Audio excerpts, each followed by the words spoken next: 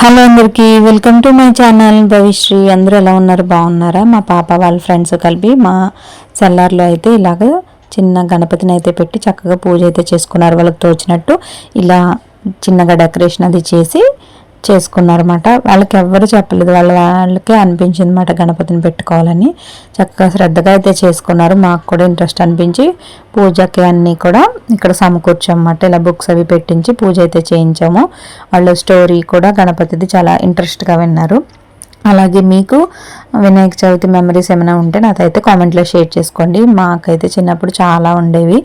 గణపతి నవరాత్రులు ఎప్పుడు వస్తాయా అని వెయిట్ చేసేవాళ్ళం. వచ్చిన వెంటనే ఇంకా మా ఊర్లో అయితే గణపతిని నిలబెట్టి రాత్రిపూట భజనలు అవి చేసేవారు. ఈ భజన వంకతో మేమైతే వెళ్ళిపోయి మా ఫ్రెండ్స్ అందరం చక్కగా ఆడేసుకుని ఇంకా భజన పూర్తయిన తర్వాత ప్రసాదం టైంకి అయితే వచ్చేవాళ్ళం అన్నమాట. అలాగే నిమజ్జనం టైంలో కూడా చాలా బాగా జరుపుకునేవాళ్ళం మేమైతేని. మీకు కూడా అలాంటి మెమరీస్ ఏమైనా ఉంటే మాతో అయితే షేర్ చేసేసుకోండి. ఇంకా ఇలా పూజ అది పూర్తయిన తర్వాత పత్రి అది పూజ చేయించి ఇలా బుక్స్ అవి పెట్టించి బాగా చదువు రావాలని వాళ్ళ చేత మొక్కించి చక్కగా చేయించుకున్నాం. వాళ్ళు కూడా చాలా హ్యాపీ ఫీల్ అయ్యారు.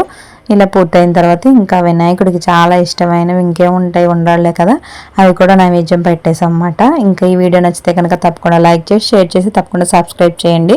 అలాగే వీళ్ళు 3వ రోజు మా ఇంటి దగ్గర పార్క్లో ఉన్న వినాయకుడి దగ్గర అయితే వీళ్ళు ఈ చిన్న వినాయకుడిని తీసుకెళ్ళి అక్కడ పెట్టేశారన్నమాట. ఇంకా వాళ్ళే ఆ పెద్ద వినాయకుడితో పాటు ఈ బుల్లి వినాయకుడిని కూడా నిమజ్జనం చేసేస్తారు.